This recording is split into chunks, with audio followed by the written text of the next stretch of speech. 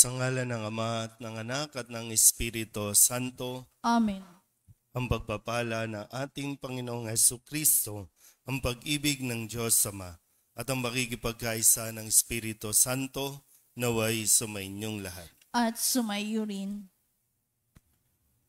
Mga kapatid, tinipon tayo bilang mga kaanib na angkan ng Diyos, kaya dumulog tayo sa maawaing Panginoong nagpapatawad ng lubos. Sinugong tagapagpagaling sa mga nagsisisi, Panginoon, kaawaan mo kami. Panginoon, kaawaan mo kami. Dumating na tagapaganyayang mga makasalanay magsisi, Kristo, kaawaan mo kami. Kristo, kaawaan mo kami. Nakaluklok ka sa kanan ng Diyos Ama para ipamagitan kami. Panginoon, kaawaan mo kami. Panginoon, kaawaan mo kami. Kaawaan tayo ng makapangyarihang Diyos, patawarin tayo sa ating mga kasalanan at patnubayan tayo sa buhay na walang hanggan. Amen. Manalangin tayo.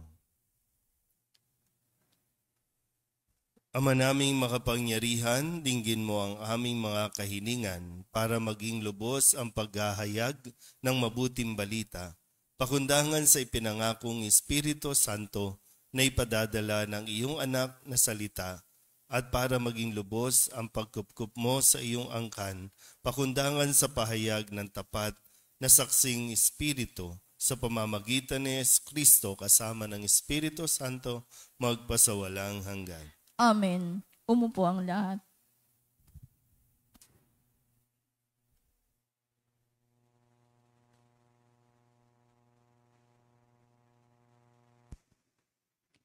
Pagbasa mula sa mga gawa ng mga apostol. Isang gabi, sinabi ng Panginoon kay Pablo sa pamamagitan ng isang pangitain, "Huwag kang matakot. Ipagpatuloy mo ang iyong pangangaral. Ano man ang mangyari, huwag kang titigil, sapagkat ako'y sumasa iyo. Hindi ka maaano sapagkat marami akong tagasunod sa lungsod na ito." Tumigil siya roon sa loob ng 1 taon at 6 na buwan at nagturo ng salita ng Diyos.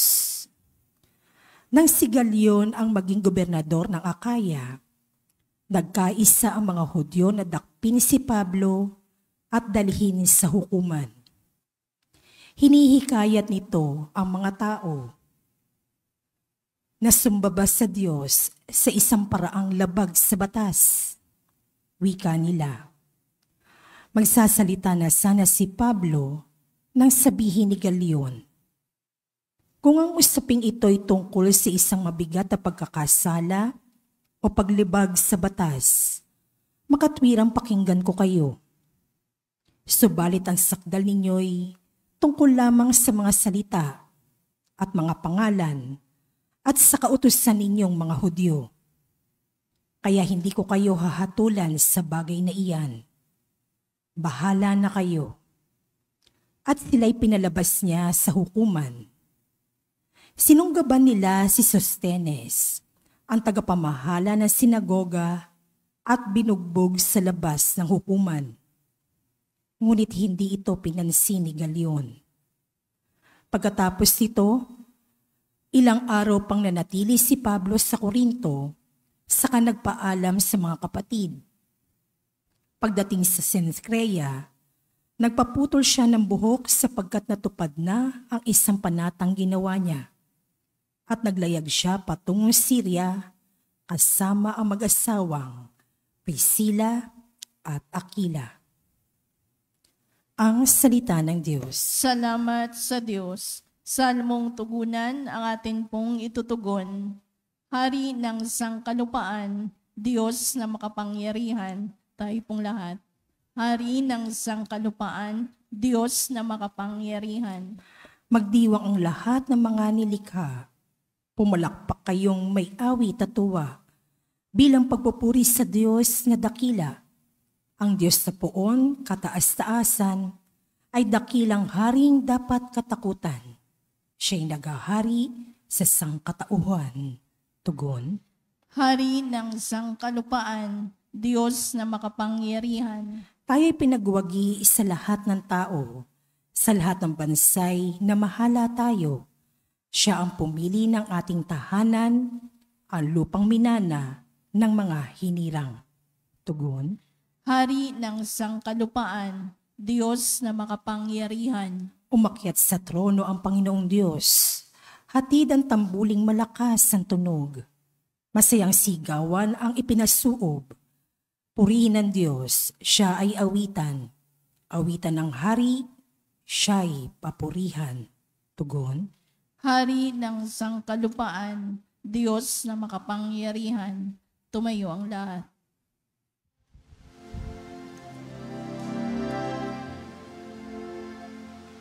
Hallelujah, hallelujah, hallelujah, hallelujah. Purihin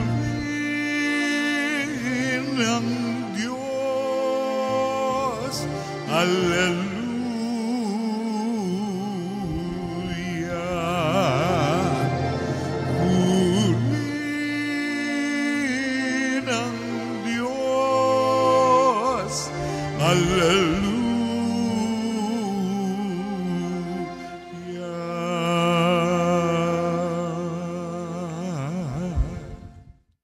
Sumainyo ang Panginoon. At sumaiyo rin. Ang mabuting balita ng Panginoon ayon kay San Juan. Papuri sa iyo, Panginoon. Noong panahong iyon, sinabi ni Jesus sa kanyang mga alagad, "Sinasabi ko sa inyo, tatangis kayo at magdadalamhati, ngunit magagalak ang sanlibutan. Matitigib kayo ng kalungkutan, subalit ito'y magiging kagalakan. Kapag nagdaramdam na ang isang babaeng manganganak, siya'y nahahapis, sapagkat dumating na ang oras ng kanyang paghihirap. Ngunit pagkapanganak, hindi na niya naaalala ang hirap. Siya'y nagagalak dahil sa ipinanganak na sa sanlibutan ang isang sanggol. Gayon din naman kayo. Nalulumbay kayo ngayon, ngunit muli ako makikipagkita sa inyo at mag-uumapaw sa puso ninyo ang kagalakang hindi maaagaw ninuman. Hindi na kayo kailangang magtanong sa akin sa araw na iyon." Ang mabuting balita ng Panginoon. Pinupuri ka namin, Panginoong Jesucristo. Isang mapagpalang umaga po sa inyong lahat. Ngayon po ay Biyernes ng ika-6 na linggo ng Pasko ng Pagkabuhay at talagang nalalapit na ang pag-alis ni Jesus, ang kanyang pag-akyat sa langit, kaya't puspusan din ang kanya po mga huling habilin, ang kanyang mga dapat na sabihin sa kanyang mga alagad, mga salita na magdudulot at magbibigay ng pag-asa at lakas sa mga alagad niya. At ito rin ang patuloy na ipinapaalala sa atin ngayong araw na ito. Maganda po na marinig natin at maunawaan ito pong sinasabi ni Jesus na ngayon maaari kayong malungkot pero mapapalitan niya ng kagalakan. At ang sabi din niya, makikipagkita ulit siya. Kung nalulumbay tayo ngayon, pero makikipagkita siya at mag-uumapaw sa puso ng bawat isa ang kagalakang hindi maaagaw ninuman. Ang kadalasan po sa mga karanasan natin, dahil nga kung anuman ang ating magiging disposisyon sa buhay, yan ay bahagi din ng atin pong pag-uugali. Yung disposisyon ay isa ring ugali. Pag sinabing disposisyon, paano mo tinitingnan ang sitwasyon mo sa ngayon? Lagi bang problema? Kung may mga pangyayari, di ba? Minsan kasi, problema ba talaga yan o opportunity ang makikita? Halimbawa, nung nagkaroon ng COVID, Lahat ba talaga problema ang dulot ng COVID? Marami naman ang umasenso nung panahon ng COVID. Nung namatayan, problema ba talaga? Makalipas ang 2 taon, 3 taon, buhay pa naman tayo. Nakasurvive naman tayo. Nung inaakala natin na kawawa na tayo at sinasabi natin noon, paano na tayo? Wala na siya. Pero buhay pa rin tayo. Nakakasurvive pa rin tayo. So bahagi na mararanasan natin na sinasabi ni Jesus, maaring malungkot kayo ngayon. Pero huwag kayong mag-alala, mapapalitan din yan ng kagalakan. At tiyakin na hindi ito maaagaw ninuman. Kapag sinabing ninuman, ibig sabihin ng kung anumang mga sitwasyon o karanasan natin sa buhay. Mapa sa relasyon, mapa sa sakit. Wag na wag nating hahayaan maagaw ang kagalakan sa ating puso. Ano bang nagiging disposition natin kadalasan? Kaya nawawala yung sigla. Kaya nawawalan tayo ng saya. Ang madalas nating alalahanin at isipin yung mga malulungkot na bagay. Yung mga masasakit na bagay o yung mga taong nakasakit sa atin na para bang wala ba tayong masasayang karanasan na pwede mong balikan? Kayo po, wala ba kayong masasayang karanasan? Puro lang ba sasabihin natin, mula pagkabata hanggang ngayon, puro hirap na? Wala ba talagang saya? Hindi ba talaga kayo nakapaglaro ng piko? Di ba talaga kayo nakapaglaro ng tago-taguan? Di ba kayo nakapagbahay-bahayan? Di ba masasayang bagay yan? Wala naman tayo noong mga gadget, wala naman tayo noon na katulad ng iba, wala tayong mga robot, wala tayong mga Barbie doll, pero masaya naman, di ba? Bakit nawawala yung saya? Kasi lagi nating iniisip at binabalikan yung mga sinasabi nating kawawa naman kasi tayo. Kasi mahirap lang tayo. Porket mahirap, hindi na magiging masaya. Kung tutusin, kahit yung mga pinakamayayaman, malungkot pa rin. So, disposisyon ng isang tao talaga kung magiging masaya ka o hindi. Minsan yung simpleng bagay, di ba? No? Nakukuha natin maging masaya. Pag ginagawa natin komplikado ang mga bagay-bagay, maging sa ugnayan natin, sa relasyon, sa pamilya, pag ginagawa natin komplikado, nawawala ang lungkot. Sige nga, tatanong ko nga ulit, bago ba kayo natulog, ano ba ang inisip ninyo? Meron ba kayong naalala na nangyari kahapon na masaya? O inisip nyo agad, saan kaya kukuha ng pagkain bukas? Saan kaya kukuha ng pera bukas? O kaya pagising nyo, pangit. Puro wrinkles na. Nakakunot kasi yung ating mga muka bago tayo natulog. Kasi ang inisip lang natin yung mga problema.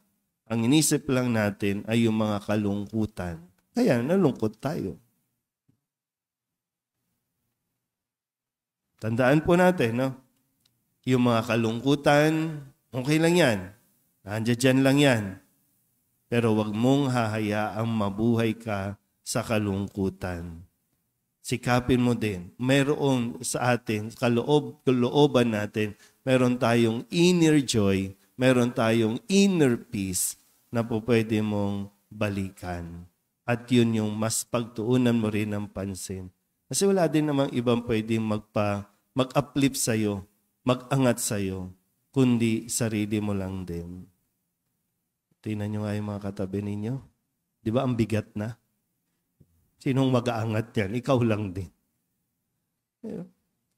So, yung mga sitwasyon sa buhay, hindi laging problema. Yan ay oportunidad para sa ating paglago. Amen.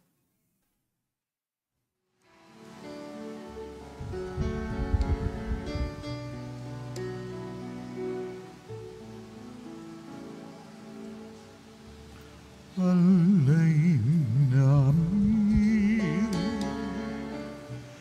aming buhay, bawat galak at lumbay, bawat pangarap naming taglay, sa palad mo ilalagay.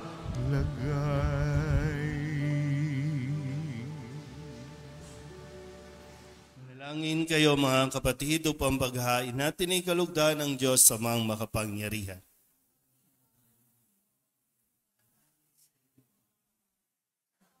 At karangalan sa ating kapakinabangan at sa buong sambayanan niyang banal.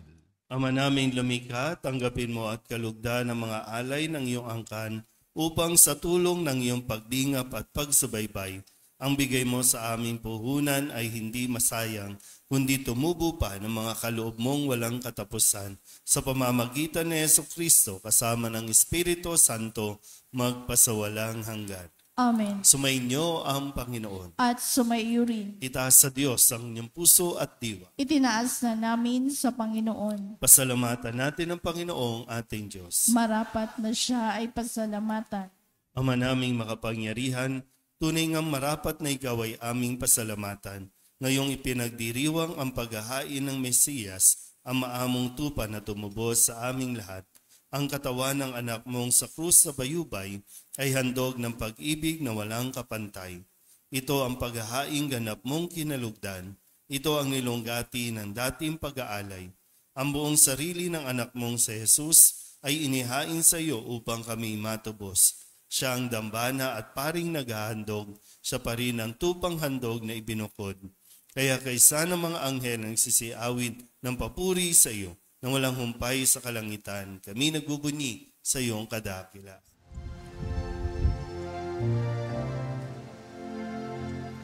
Santo, Santo, Santo, Panginoong Diyos na makapangyarihan, napupuno ang langit at lupa ng kalwalhatian mo. Hosana sa kaitaasan, pinagpala ang naparirito sa ngalan ng Panginoon. Hosana sa kaitaasan. Ama naming banal, ikaw ang bukal ng tanang kabanalan. Kaya't sa pamamagitan ng iyong Espiritu, gawin mong banal ang kaloob na ito upang para sa aming maging katawan at dugo ng aming Panginoong Jesucristo. Bago niya pinagtiis ang kusang loob na maging handog, hinawakan niya ang tinapay, pinasalamatan kaniya, pinaghati-hati niya iyon, iniabot sa kanyang mga alagad at sinabi,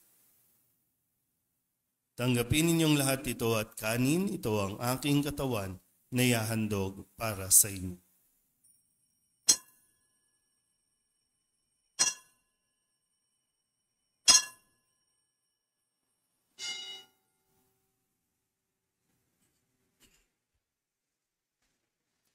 Gayun din naman nung matapos ang hapunan, hinawakan niya ang kalis, muli kaniyang pinasalamatan.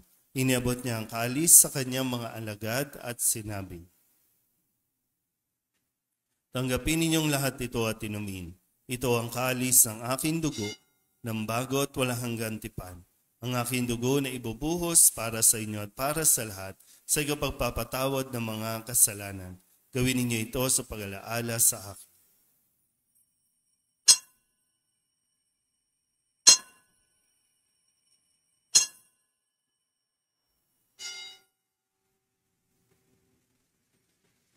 Ipagbunyi natin ang misteryo ng pananampalataya. Si Kristo'y namatay, si Kristo'y nabuhay, si Kristo'y babalik sa wakas ng panahon.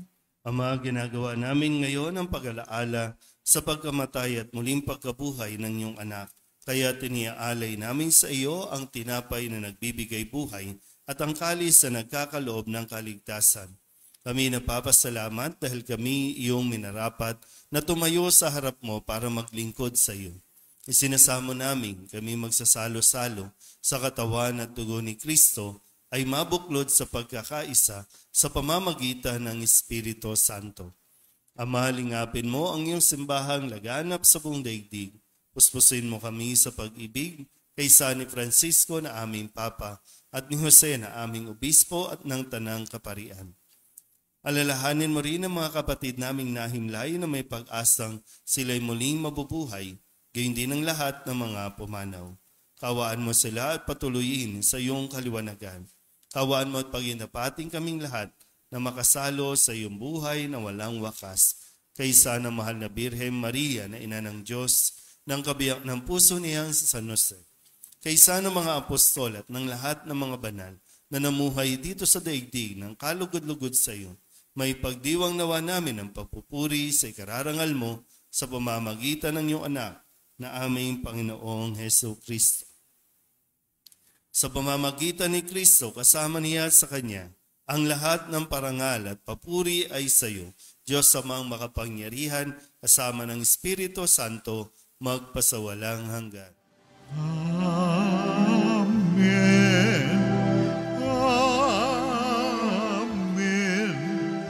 Amen. Amen.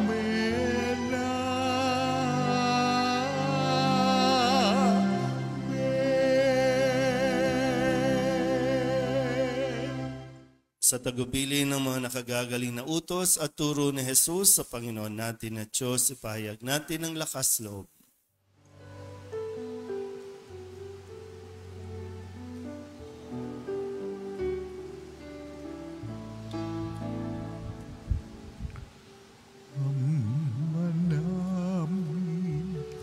Sumasalangit ka, sambahin ang ngalan mo, mapasamin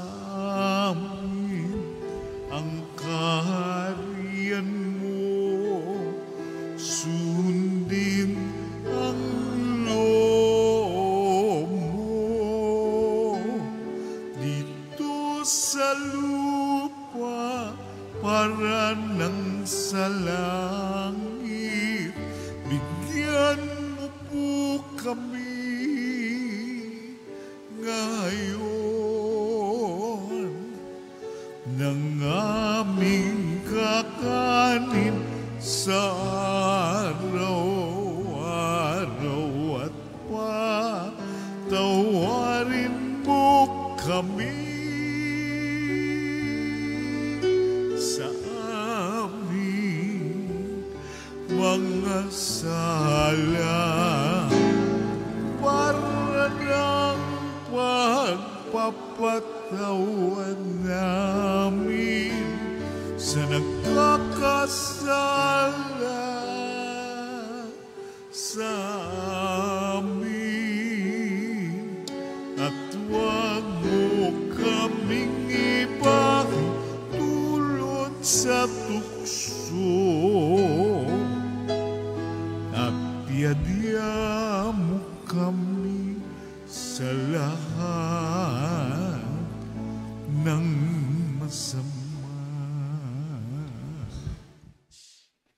Hinihiling namin kami iadya sa lahat ng masama, pagkalooban ng kapayapaan araw-araw, iligtas sa kasalanan at ilayo sa lahat ng kapahamakan, samantalang aming pinananabikan ang dakilang araw ng pagpapahayag ng tagapagligtas naming si Jesucristo. Sapagkat iyo ang kaharian at ang kapangyarihan at ang kapurihan magpakailanman. Amen.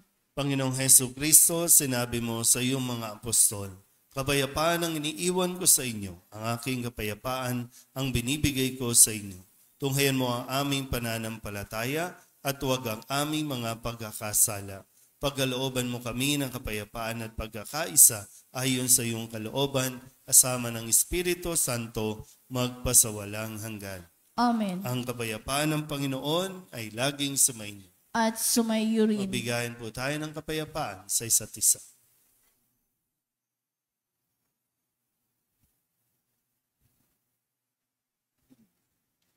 Kordero ng Diyos na nag-aalis ng mga kasalanan ng sanlibutan, maawa ka sa amin. Kordero ng Diyos na nag-aalis ng mga kasalanan ng sanlibutan, maawa ka sa amin. Kordero ng Diyos na nag-aalis ng mga kasalanan ng sanlibutan, ipagkaloob mo sa amin ang kapayapaan.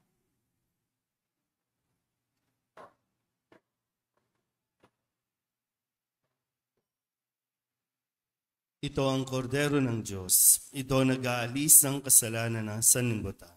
Mapalad ang mga inaanyayahan sa kanyang piging. Panginoon, hindi ako karapat-dapat na magpatuloy sa iyo, ngunit sa isang salita mo lamang ay gagaling na ako. Katawan ni Kristo. Amen.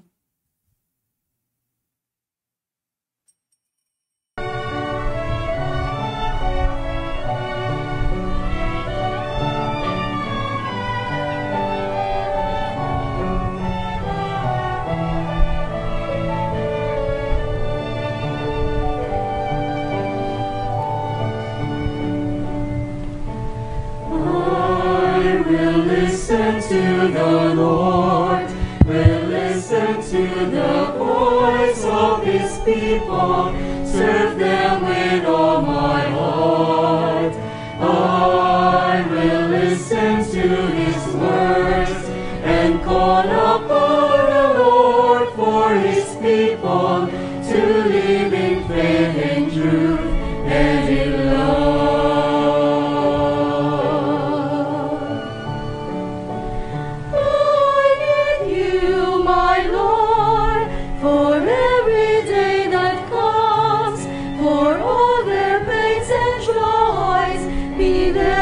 Understand, they may seek you, my Lord, and reach into your hands.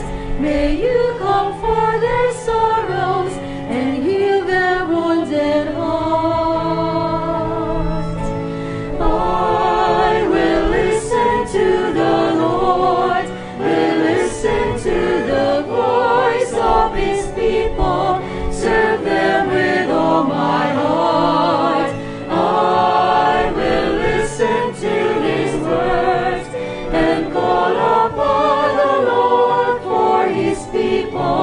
To live in faith and truth and in love.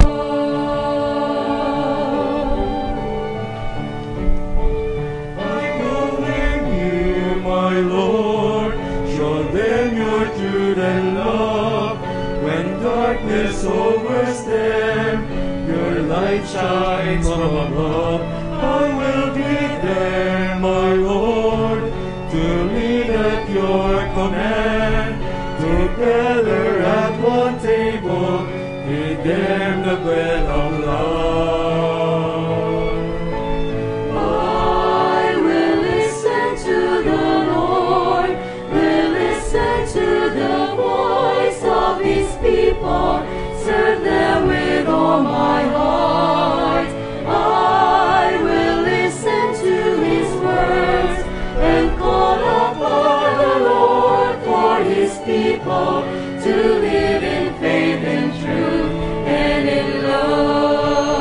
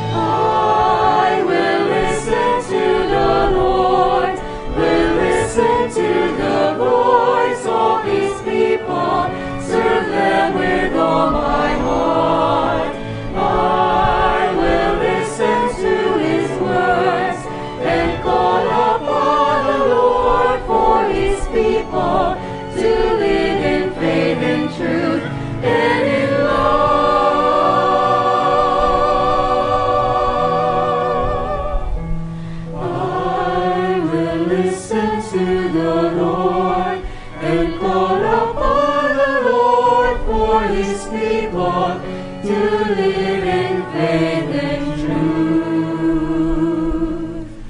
And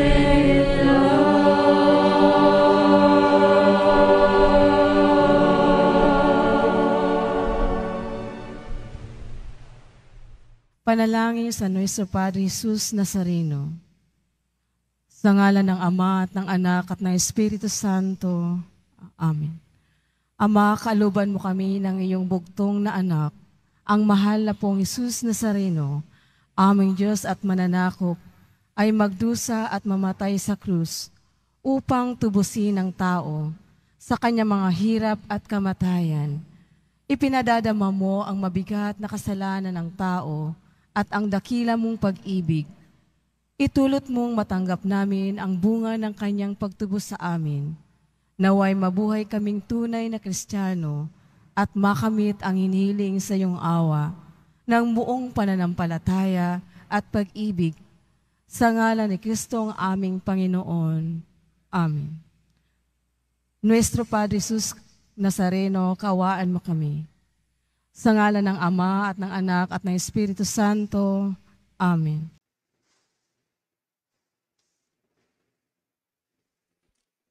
Manalangin tayo.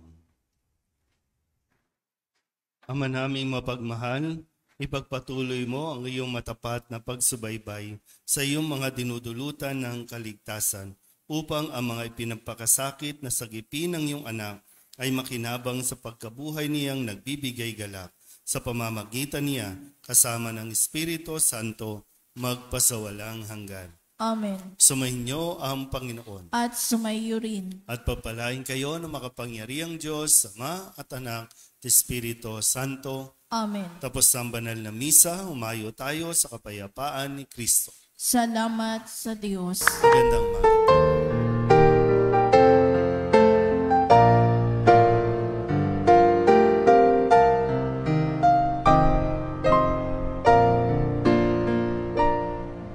Nuestro Padre Jesus Nazareno, sinasamba ka namin, pinipintuho ka namin, aral mo ang aming buhay at kaligtasan. Nuestro Padre Jesus Nazareno, iligtas mo kami sa kamatayan. Ang krus mong kinamatayan ay sagisag ng aming kaligtasan. Nuestro Padre Jesus Nazareno, dinarangal ka namin. Nuestro Padre Jesus Nazareno, minulwalhati ka namin. Nuestro Padre Jesus Nazareno, dinarangal ka namin. Nuestro Padre Jesus Nazareno,